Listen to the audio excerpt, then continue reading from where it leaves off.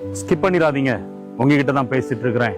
அதிகமான நேரத்துல நமக்குள்ள நிறைய கேள்விகளும் சந்தேகங்களும் குழப்பங்களும் எழும்பி கொண்டே இருக்கின்றன. ஏன் அப்படின்னா, ஏசப்பா எனக்கு வாக்குத்தத்தம் கொடுத்தாங்க, ஏசப்பா என்கிட்ட பேசியிருக்கிறாங்க, ஏன் என் வாழ்க்கையில இன்னும் அது நிறைவேறல?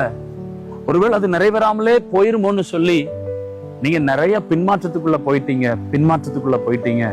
உங்களுக்கு ஒரு காரியத்தை சொல்லட்டுமா? ஆண்டவர் உங்களுக்கு தாமதமா சில காரியத்தை தந்தாலும் அதை தரமுள்ளதாக தருவார். உங்களுக்கு அதை பெஸ்டா ஆண்டவர் தருவார்.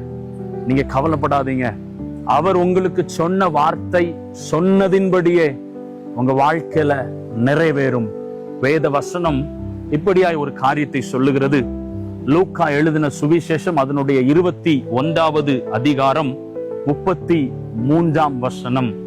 வானமும் பூமியும் ஒளிந்து போம், என் வார்த்தைகளோ ஒளிந்து போவது இல்லை.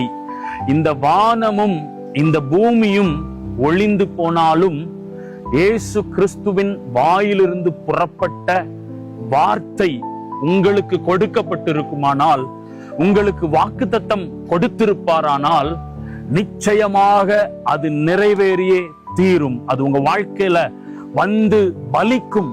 நீங்கள் சந்தேகப்பட வேண்டிய அவசியமே இல்லை.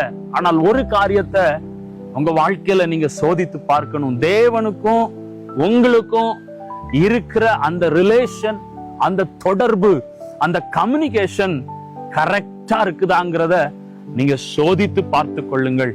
நீங்க சோதித்து பார்த்து நலமானதை பிடித்து கொள்ளுங்கள். எந்தெந்த இடத்துல ஆண்டவரோடு உள்ள இருக்கிற தொடர்புல உங்களுக்கு ஒரு வீக்னஸ் இருக்குதோ, உங்களுக்கு ஒரு சோர்வு இருக்குதோ, அதெல்லாம் பலப்படுத்துங்க. வாக்குத்தத்தம் பண்ணினவர், வார்த்தையில் உண்மை உள்ளவர். உங்களுக்கு சொன்ன காரியத்தை நிச்சயமாகவே நிறைவேற்றுவார்.